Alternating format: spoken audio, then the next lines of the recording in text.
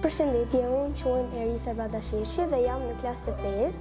Shkolla Ptolemej Gjuvani më pëlqen shumë sepse ka planifikuar që të bëjë dhe këtë after school-i, ne edhe mësojmë në kompjutera, bëjmë kartolina për vitin e ri, për gjëra të tjera. Më ka dukur shumë mirë sepse është diçka që ne fëmijët bezijon, ne ka shumë dëshirë të bëj dhe të krijoj videot, duke shprehur imagjinatën tonë në video, në foto, në çdo editim që ne bëjmë. Dhe kjo na ka ndihmuar shumë. Unë quhem Keni Çelika dhe jam pjesë e klasës së 5. Unë kënaqem shumë në after school sepse mësojmë gjëra të reja dhe shumë të vazhdonte edhe në klasë të tjera ku të shkoj.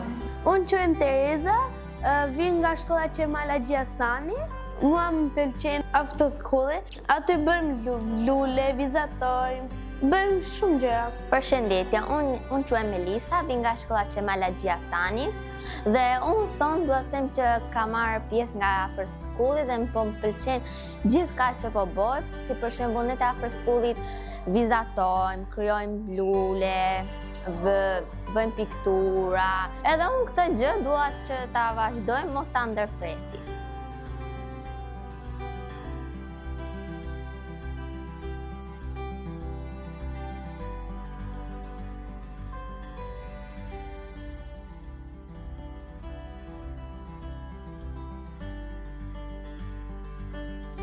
I bën fëmijët që t'jenë më të shkathët, të kenë sa më shumë kohë që të merren me aktivitetet të ndryshme, të gjë e mirë që të jenë në shkollë, ta kishin, domethënë ta praktikojnë sa më shpesh, se sa në shtëpi do shohin diçka që s'është e mësimit.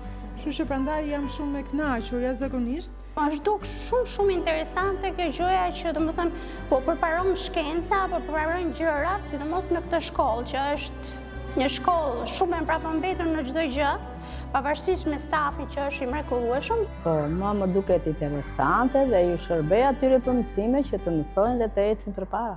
Unë kam një dashuri shumë jashtëmase të madhe për fëmijët e mi, që ato të ecin shumë përpara. Nuk duam si disa për shembull që i pendojnë fëmijët i lënë gocat pa shkollë, i martojnë vegjël, unë jo. Unë nuk i pranoj këtë.